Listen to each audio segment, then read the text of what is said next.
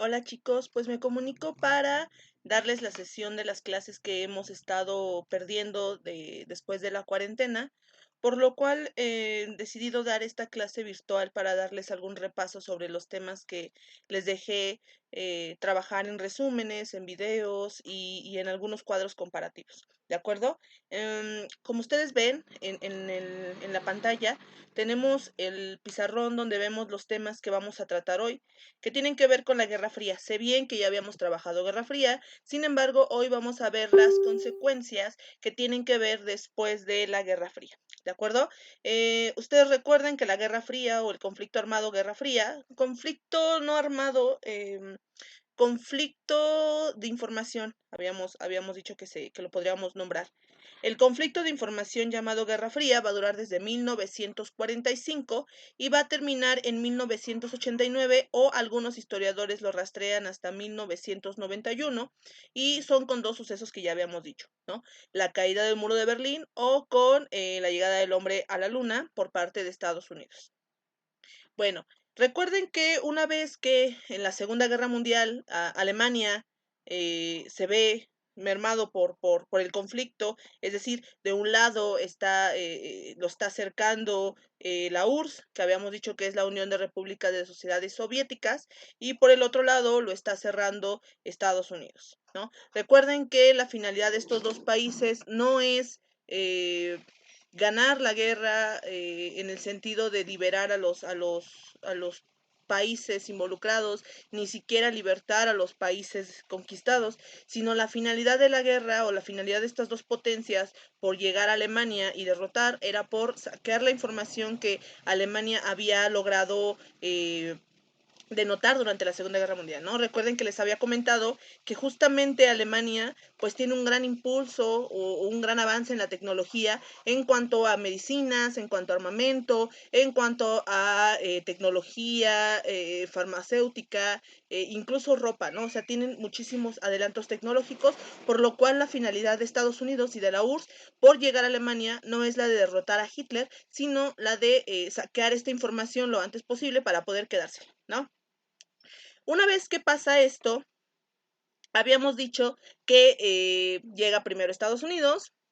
Es difícil saberlo, ¿no? Es difícil saber quién llegó primero, pero oficialmente para la historia universal llega a Estados Unidos y por ahí existe una famosa foto donde están las tropas estadounidenses entrando hacia Berlín, que es la capital de Alemania, y también existen algunas fotos de la URSS de ese momento colocando su famosa bandera sobre los edificios alemanes ya en ruinas, ¿no? Entonces, simbólicamente, podemos decir que oficialmente Estados Unidos llega a Alemania y saquea lo más que pueden. Recuerden que también existe este famoso mito de que Hitler llega, cuando llega Hitler ya se encuentra muerto, es decir, se suicidó.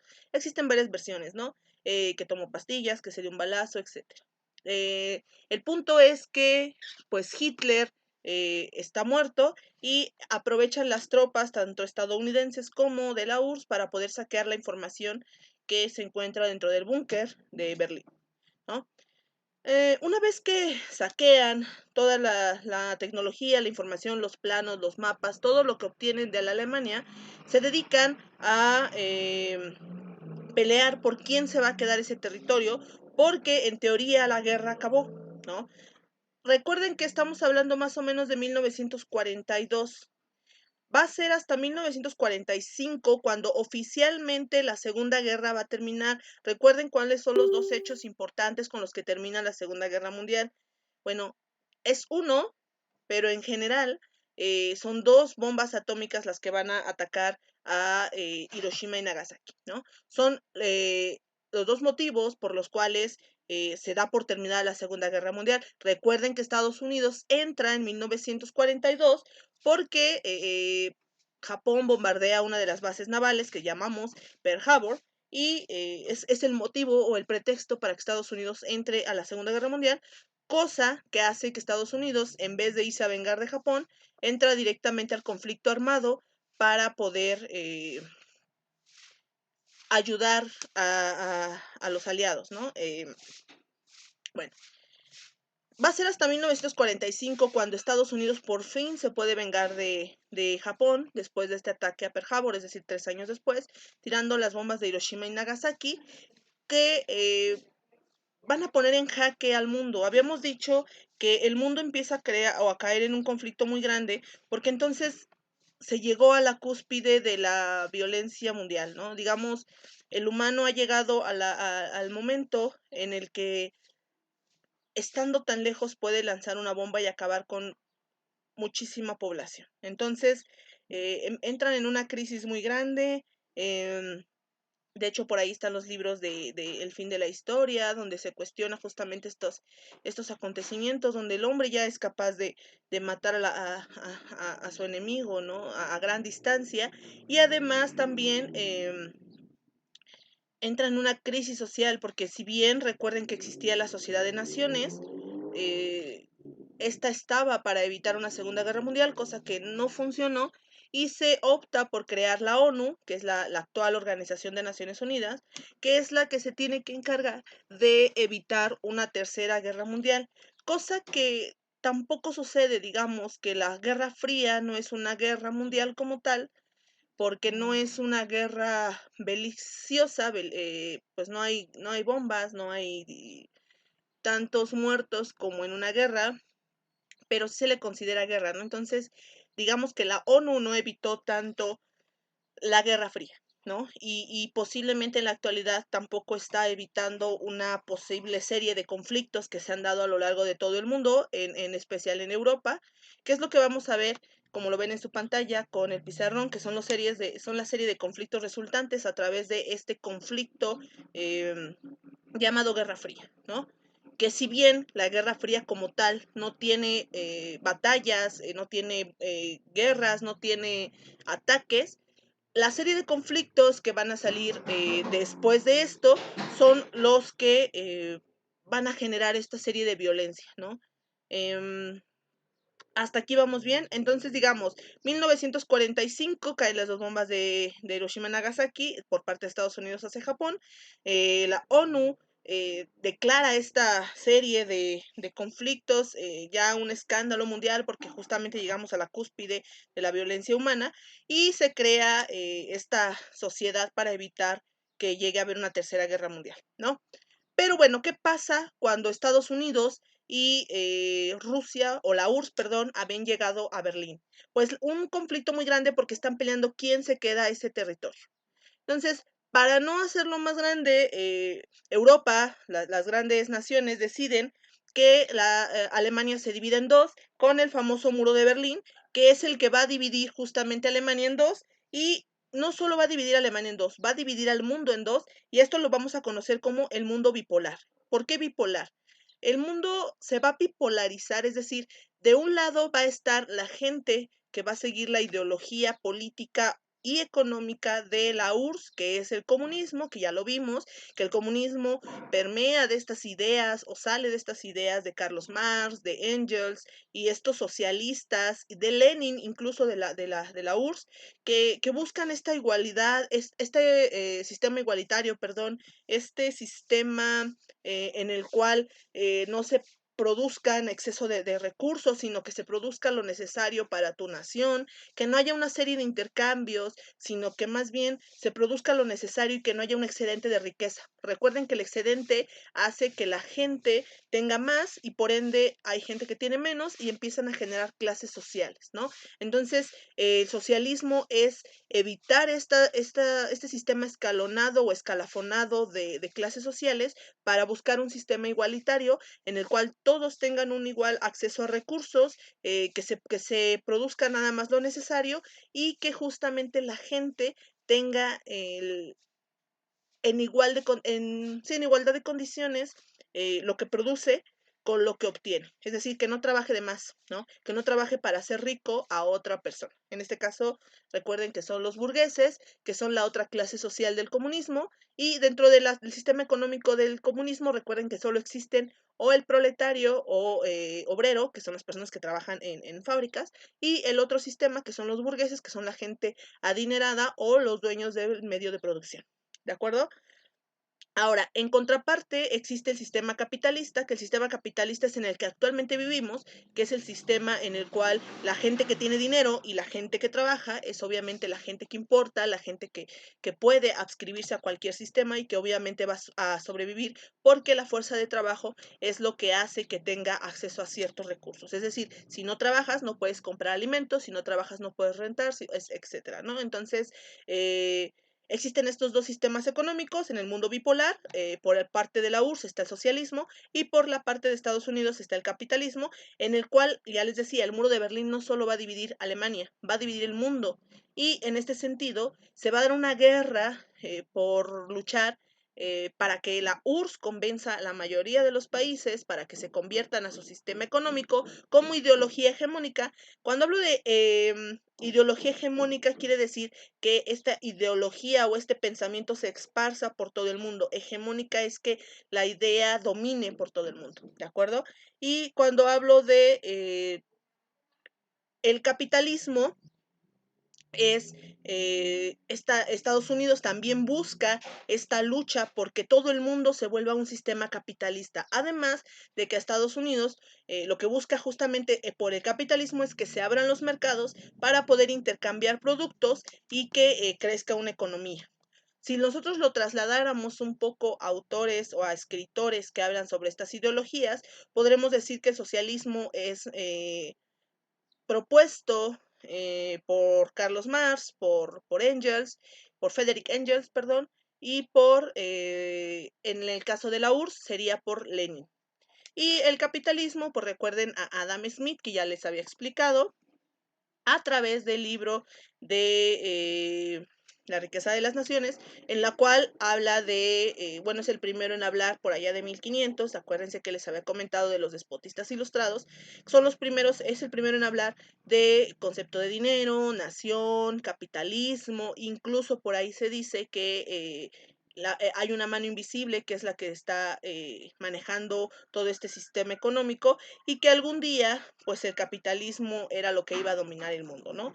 Esto lo está diciendo más o menos por ahí de 1400, 1500 y estamos hablando que es el sistema económico en el cual vivimos porque obviamente el sistema que triunfa después de la Guerra Fría, perdón, va a ser el capitalismo de la mano de Estados Unidos. ¿Cómo podemos ver esto representado? Recuerden que yo les había dicho a ustedes que hay una película que se llama Rocky 4, que justamente es de Hollywood y que es de Estados Unidos. Y en esta película ya se las había dejado hacer de tarea y se ve plasmado justamente la Guerra Fría por dos conceptos importantes, ¿no? Tenemos al estadounidense que viene de las ruinas, se entrena en lo más pobre y en lo más austero que tiene y logra vencer al gran Iván Drago, que es este representante de la URSS, en la cual él se entrena con la mejor tecnología, con los mejores médicos y pierde, ¿no? Entonces,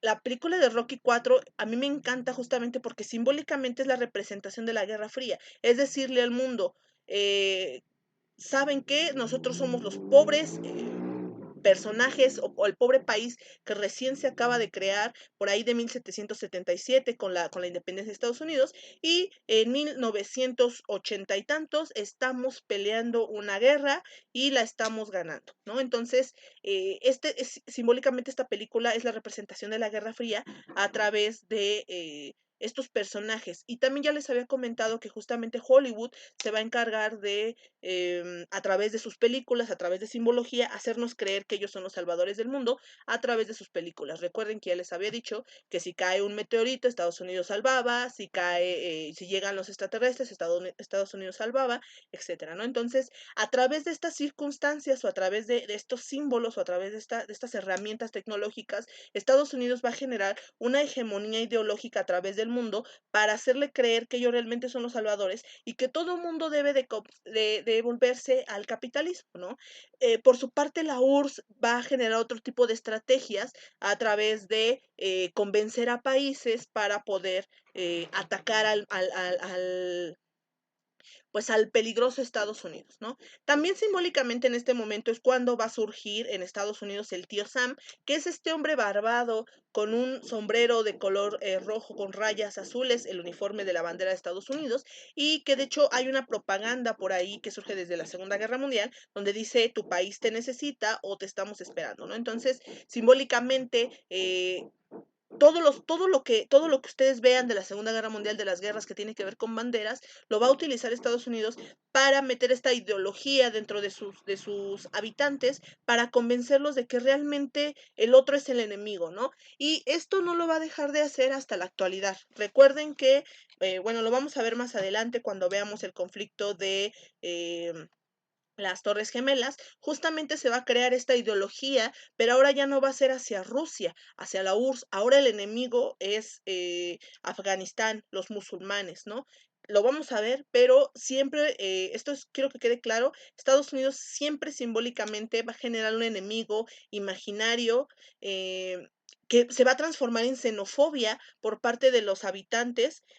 Hablando de xenofobia, xenofobia es cuando un habitante o una persona rechaza y le tiene miedo a un extranjero por su raza, etnia, color o incluso religión, ¿no? Ya esto lo vamos a ver cuando veamos lo de las Torres Gemelas, lo voy a explicar un poco mejor, pero quiero que quede claro el concepto de xenofobia, porque a partir de aquí Estados Unidos lo va a tratar o lo va a generar para que todos los habitantes empiecen a generar este odio hacia sus enemigos, ¿no?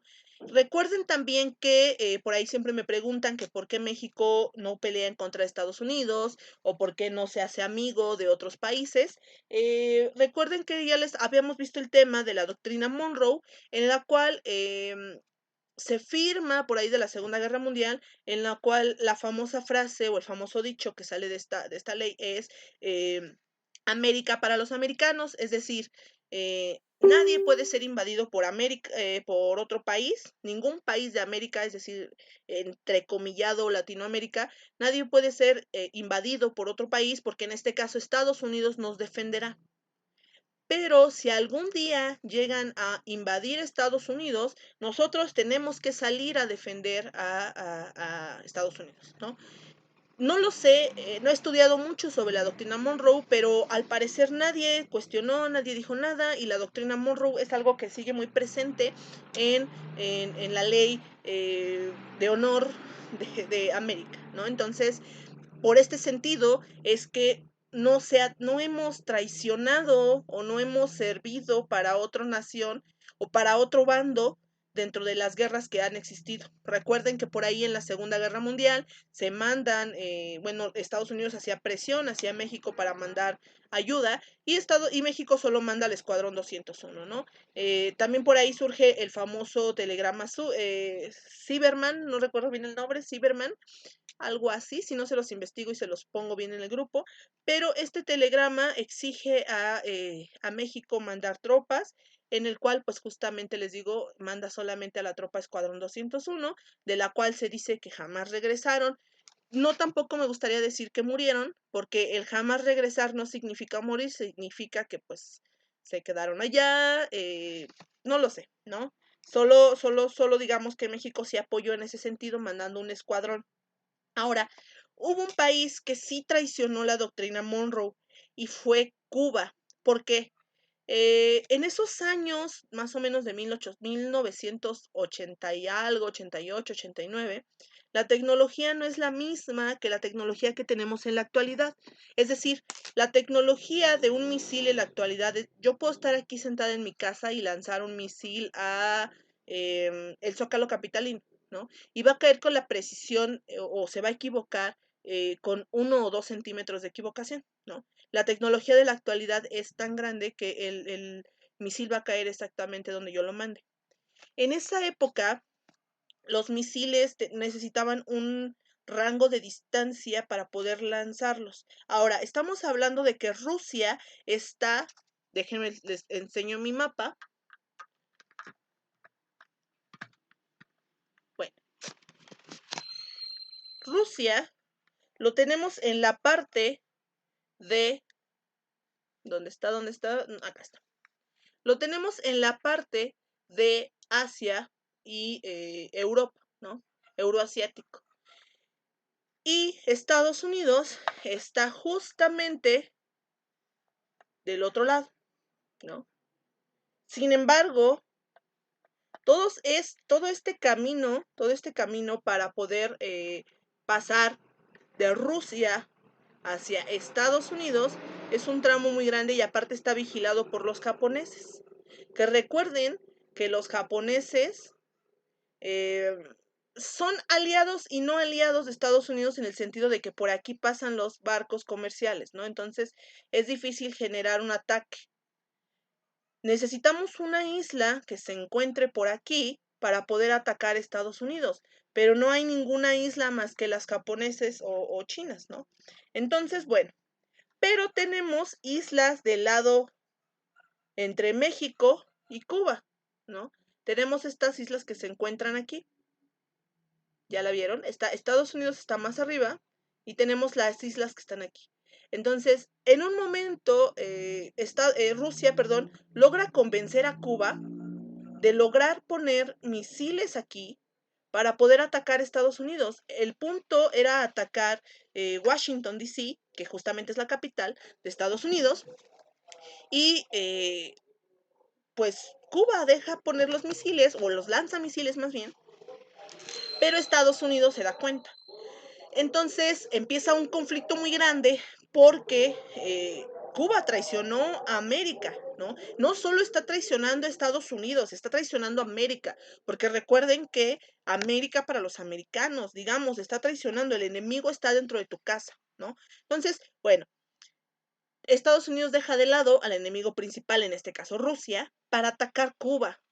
Y es aquí donde van a surgir estos dos grandes personajes que tenemos ya en la historia, que es Fidel Castro y es el Che Guevara, que son dos personajes revolucionarios que van a atacar al presidente de ese momento en Cuba, que es José Martí, para poder derrocarlo y proponerse a través de un golpe de Estado, como ya lo hemos estado viendo, como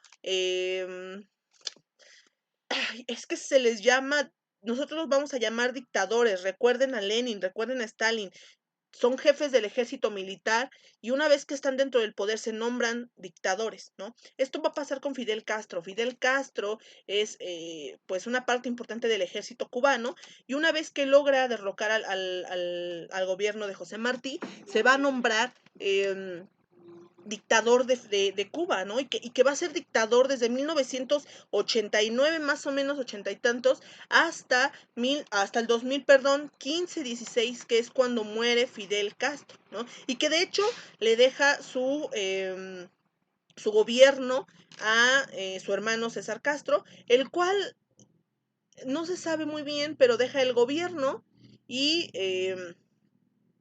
empieza a entrar este sistema económico llamado capitalista. Pero vamos a decir que durante el gobierno de Fidel Castro, Cuba se va a volver uno de los países aliados de la URSS y va a ser uno de los países comunistas. Para este momento, después de la Guerra Fría, los únicos países comunistas que van a existir en el mundo va a ser Corea del Norte y Cuba. Ahorita vamos a ver el conflicto de las dos Coreas, que es algo similar que tiene que ver también con Estados Unidos y la URSS, porque les digo, durante este conflicto, tanto Estados Unidos como la URSS están peleando por lograr convencer a los otros países para que se vuelvan de su bando, ¿no? Entonces, entre más aliados tengas, mejor. Yo siento que en algún momento se iba a volver un conflicto armado, pero afortunadamente nunca se volvió porque los conflictos fueron individuales, digamos.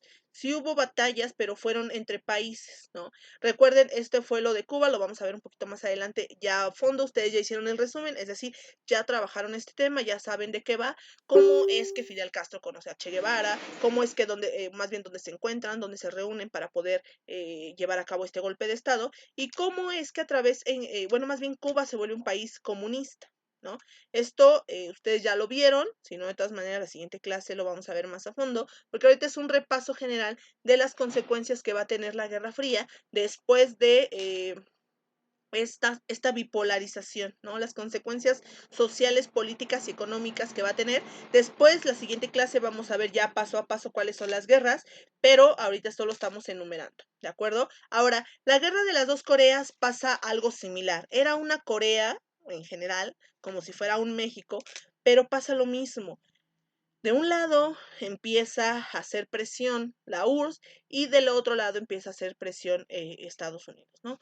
El punto es que llega un momento que Corea del Sur se va a optar por la idea capitalista y Corea del Norte va a optar por el socialismo. Recuerden ustedes también que hay países en los cuales todavía existen emperadores, reyes y dictadores, ¿no? En Corea del Norte todavía existe siempre confundo su nombre, Kim Jong, ¿no? Este personaje que es el hijo del emperador que se encontraba en ese momento, eh, es el que va a gobernar hasta la actualidad, pero va a optarse por estas ideas del socialismo. Recuerden, el socialismo tiene que ver con este sistema en el cual cierran fronteras, no hay comunicación entre el mundo exterior y el país, no hay internet para conocer lo que pasa afuera, existe un solo canal de televisión en el cual el emperador, el dictador, el rey, lo que sea, sale y tú tienes que alabarlo y tienes que agradecer de que esta persona se preocupa por ti y además los medios de producción solo pertenecen al dictador. Recuerden que las características del totalitarismo tienen que ver un poco con los dictadores. No hay opinión pública, existen estos sistemas en los cuales mandan a matar a la oposición. Recuerden un poco el nazismo cuando tenemos a los campos de concentración, recuerden a la URSS cuando tenemos los gulags, los famosos gulags, y por ahí no creo de extraño que en Corea existan algunos sistemas en los cuales exista este tipo de castigo. Por ahí, más o menos hace 2, 3 años, salió una noticia muy importante o muy famosa respecto al Corea del Norte, ¿no? Existían 3 jóvenes, me parece, de Estados Unidos que fueron a hacer turismo hacia Corea del Norte. Eh, Obviamente sí te dejan entrar, digamos que sí tienes algunas reglas, pero sí puedes entrar, ¿no? Igual que a Cuba. Ahorita ya Cuba es capitalista, pero en un cierto tiempo fue como Corea del Norte. El punto es que estos 3 chicos fueron a turistear, pero a uno de ellos se les ocurrió, me parece que arrancar un cartel de la propaganda del emperador, ¿no? De esta propaganda como si fuera el PRI, el PAN, donde alabas al emperador y creo que, no recuerdo bien, pero creo que lo subieron a su canal o lo grabaron, algo así. No tengo idea, no me he enterado muy bien del caso. Pero el punto es que los encarcelaron. Los encarcelaron por medio año, un año, algo así, hasta que Estados Unidos exigió su repatriación, perdón, hacia Estados Unidos, en la cual ellos se aseguraban que los iban a castigar o que iban a cumplir la condena, pero en su país, ¿no? El chiste es que de las 3 personas que fueron, me parece que una murió, nunca supieron qué es lo que pasó. La segunda llega en coma y la tercera no recuerdo, pero la segunda persona que llegó en coma, literalmente lo tuvieron que trasladar con un sistema especial médico porque llegó en un estado vegetativo tal que no podía comunicarse, ¿no? Y que incluso estaba a punto de morir.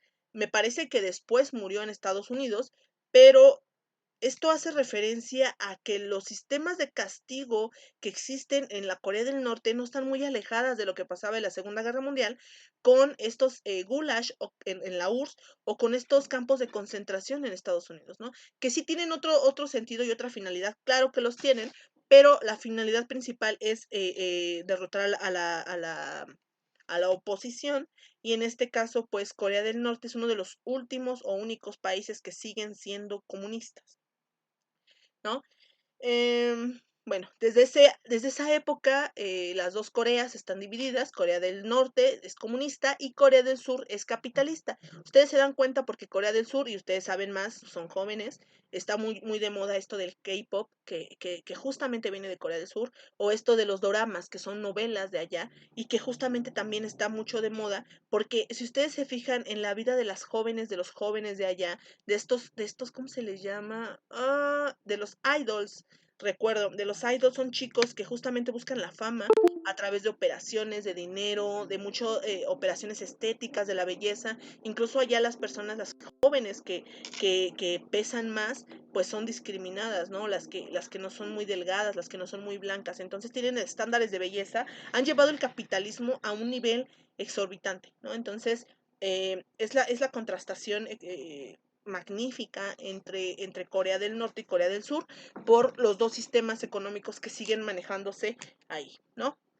Bueno, y recuerden también que habíamos visto la guerra de los Balcanes. La guerra de los Balcanes es esta guerra que ya venía desde la Primera Guerra Mundial, recuerden ustedes que les había dicho, donde se van a separar todos los países que terminan en Avia, Yugoslavia, Checoslovaquia, Eslovenia, Lituania, etcétera, etcétera, etcétera. Que los Balcanes es este país, es esta como islita en forma como Italia, que es como un como una península, perdón. Los Balcanes es justamente una península en la cual existen infinidad de países, pero en ciertas épocas van a pertenecer a diversos países. En algún tiempo perteneció al gran imperio astrohúngaro durante la Primera Guerra Mundial, después pertenece al Imperio Otomano, que se deshace en la Primera Guerra Mundial. En la Segunda Guerra Mundial van a pasar a formar parte de la URSS y una vez que termina esta Guerra Fría van a entrar en conflicto todos estos países porque van a empezar a generar independencias pequeñas, haciendo que cada uno de los países se separen, ¿no? Por ahí ya les puse el video de la separación o la historia del país de Yugoslavia, de Checoslovaquia, Eslovenia, Chechenia, incluso que Chechenia de repente logra su independencia, de repente se separa y después pasa a ser parte de la Rusia y desaparece, ¿no? Bueno, más bien se adscribe a la Rusia.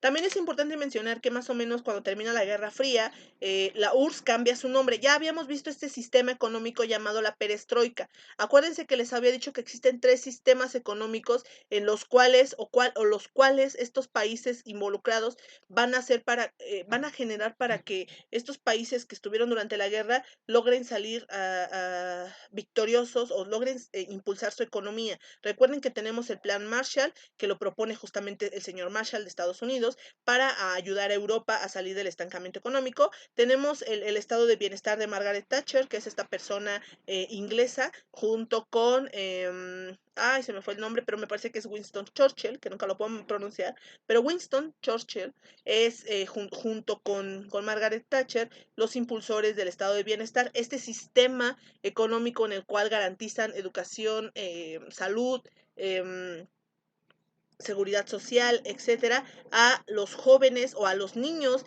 que nazcan después de la Segunda Guerra Mundial, porque acuérdense que después de una guerra pues disminuye la población y no hay mano de obra que trabaje y no hay mano de obra que pueda garantizar que nosotros como personas pues sobrevivamos, ¿no? Entonces se da el estado de bienestar que es generar que la gente tenga hijos, porque pues todo el mundo estaba espantado, ya no quería tener hijos después de las dos bombas, y el estado de bienestar hace que la gente empiece a tener hijos porque les mantienen a sus hijos hasta los 18 años, 21 años, y pues estos niños son los que en la actualidad están muriendo porque es la generación que nosotros conocemos como los baby boomers, ¿no? Los bebés de la bomba o los bebés de la bomba.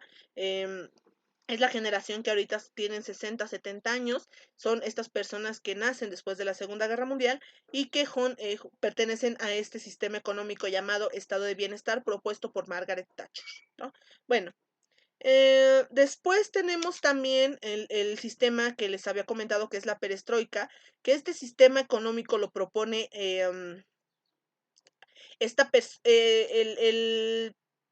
se me olvidó el nombre, pero ahorita se los digo. El canciller, perdón, de la URSS, que en este momento va a traer una serie de consecuencias, porque además de que la URSS está en crisis, también existe una coyuntura muy fuerte allá, porque les digo, se está dando la guerra de los Balcanes, se están separando varios pequeñas partes de territorio de la Rusia, se están llevando varios conflictos económicos, además de que también hubo una disminución muy grande durante la Guerra Fría de la Segunda Guerra Mundial, porque por ahí se dice que también hubo campos de exterminación que acabaron con el mayor número de población de la Rusia, ¿no? Entonces, hay una crisis muy fuerte y la perestroika lo que busca a Gorbachev se llama, ya me acordé, este señor de apellido Gorbachev es el que va a proponer la perestroika y es el que, además de proponer este sistema que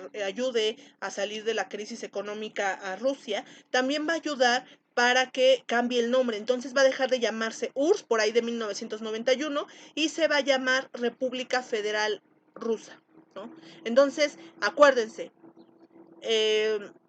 hasta 1991 se va a llamar URSS, que es la Unión de Repúblicas de Sociedades Soviéticas, y va a cambiar su nombre a la República Federal Rusa, ¿de acuerdo?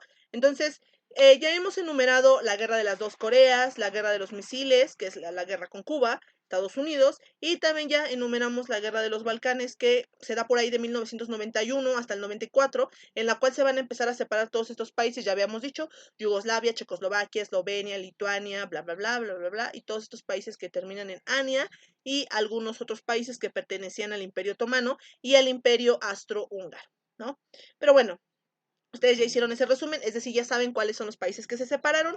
No hay mucho que decir porque no es tan importante en el sentido de que solo es necesario conocer por qué se separaron, ¿no?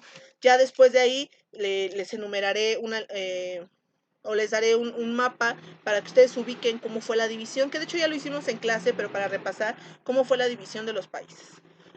Luego tenemos el conflicto palestino, que este conflicto ya tenía años, bueno, desde los inicios de la historia, recuerden que el conflicto palestino ha existido. De hecho, les puse este video que tiene que ver con los conflictos que han existido en Tierra Santa. Y que justamente, si ustedes gustan, les voy a volver a dejar el link, que se llama justamente así el video, Conflicto. Y es esta canción donde habla de todos los países o todas las civilizaciones que han intentado invadir y colonizar esta Tierra Santa en Palestina o en Israel. Y se va a acrecentar en este periodo porque resulta que ahí hay petróleo. Pero además también es un paso importante entre Europa Central y Asia para poder invadir Rusia. Recuerden siempre que la tecnología no es la misma que la que existe en la actualidad, que la que existía en ese momento, por lo cual Estados Unidos necesitaba un punto estratégico por el cual pasar hacia Rusia y atacarlos, ¿no? Entonces, Estados Unidos se va por los países árabes para empezar a invadirlos, porque Estados Unidos, recuerden que no sabe negociar, ¿no? Ellos saben invadir. Entonces, Estados Unidos trata de invadir esos países para poder atacar a Rusia, porque son pasos, ¿de acuerdo? Entonces, este es uno de los países que se va a incrementar el conflicto y que incluso por ahí se dice que tanto Inglaterra como Estados Unidos van a armar, porque recuerden que Israel no tiene ejército, van a darle armas a estas personas para que se empiecen a atacar con el país de al lado para generar el conflicto y mientras ellos están matando nosotros poder saquear o pasar por ahí, ¿no? Entonces son conflictos armados que generan Estados Unidos para poder atacar, tanto como lo hizo la URSS con Cuba, Estados Unidos lo está haciendo con esos países para poder atacar de este lado, ¿de acuerdo? Eh, el conflicto de Irak y Kuwait es un conflicto que se da más o menos en 1992 y tiene que ver meramente con petróleo. Aquí van a empezar las crisis de petróleo. Recuerden que la segunda revolución industrial se va a dar por petróleo. La primera es con carbón, ¿no? La primera revolución industrial se da allá en Inglaterra y se da por carbón. La segunda revolución industrial se va a dar a través de la energía nuclear y también se va a dar a través de la energía del petróleo. Por eso es que se van a dar estos conflictos allá en los países árabes con las famosas revoluciones o las primaveras árabes, en la cual Estados Unidos arma a todos estos países árabes, arma a la población para poder dar golpes de Estado a sus jefes, a sus líderes, para poder invadirlos o implementar un servicio. Es que esto quiero que quede claro. Estados Unidos es famoso por armar a la población para que la población dé un golpe de Estado en un país totalitarista como son los países árabes. Los países árabes tienden a tener dictadores, pero no se habla mucho de ellos porque a nadie le interesa realmente, ¿no? A nadie le interesaba en esos países hasta que se dieron cuenta que tenían petróleo. Entonces, se dan cuenta que tienen petróleo y empieza Estados Unidos a armar a esta gente para que esta gente genere unos golpes de Estado contra su líder y el líder muera y así a su vez Estados Unidos diga, muy bien, gente, los voy a ayudar, les voy a traer un presidente que les va a traer paz y van a hacer ustedes felices y bla, bla, bla, cosa que ha generado que los países en la actualidad estén en crisis, están muriendo muchísima gente. Ustedes si ven las imágenes de Siria, Israel, Palestina, todos estos países están en guerra, pero fue a través de estos conflictos que da Estados Unidos a través de las primaveras árabes, donde por ejemplo hasta hace 10 años, perdón, hasta hace 10 años matan a ese señor Gaddafi, a Osama Bin Laden, que son estos líderes que Estados Unidos va a nombrar como terroristas a través de lo de las Torres Gemelas, que lo vamos a ver en la siguiente clase, que son estos enemigos árabes, ¿no? Esta xenofobia hacia los árabes, que curiosamente son los que más petróleo tienen en ese momento y son conflictos que van a ir generando esta serie de conflictos, pero justamente Estados Unidos lo que busca es tanto el petróleo como el paso para la URSS para poder atacar, ¿de acuerdo? Ahora, otra cosa importante es que, bueno, en 1991, 90, perdón, se da la caída del muro de Berlín, que es justamente este fin del sistema del mundo bipolar en el cual Estados Unidos gana la carrera espacial. Recuerden que yo les había dicho que los dos países se van a ver involucrados en una guerra para ver quién realmente lleva a cabo toda la tecnología que se robaron, ¿no? Entonces, se roban planos, se roban mapas, se roban todo, y Estados Unidos y Alemania, Estados Unidos y la URSS, perdón, tratan de ejemplificar estos modelos y va a empezar una carrera espacial en la cual quieren ver quién llega primero a la Luna, ¿no? Pero resulta que la URSS le empieza a comer el mandado a Estados Unidos porque empieza a mandar naves y sus naves no se están quemando ni destrozando y están llegando a la superficie fuera de la Tierra, pero no están mandando humanos, ¿no? Entonces, lo que Estados Unidos quiere hacer es lograr mandar un humano y con esto él entiende que va a ganar la Guerra Fría, ¿no? Entonces, recuerden que la URSS manda a la famosa perra laica, que esta perra es el primer ser humano en pisar la luna o en pisar fuera del territorio tierra como tal, y Estados Unidos entonces se empieza a sentir presionado. Por ahí hay varios mitos, pero oficialmente la historia dice que Estados Unidos llega a la Luna con los astronautas más importantes, que es Neil Armstrong, que es el que pisa el que da el primer paso, y con esta famosa frase de un pequeño paso para el hombre, un gran paso para la humanidad. Y el otro señor que es en el que se basan para hacer el personaje de Buzz Lightyear, ¿no? Que también se llama Buzz, ¿no? Entonces, bueno, el chiste es que Estados Unidos va a ganar la Guerra Fría cuando se declara ganador justamente por la llegada del hombre a la luna, y esto es lo que va a ser el fin del término, o más bien el término de la Guerra Fría, que no lo sé, me cuesta trabajo, pero bueno, esto es un poco de lo que tenemos que ver con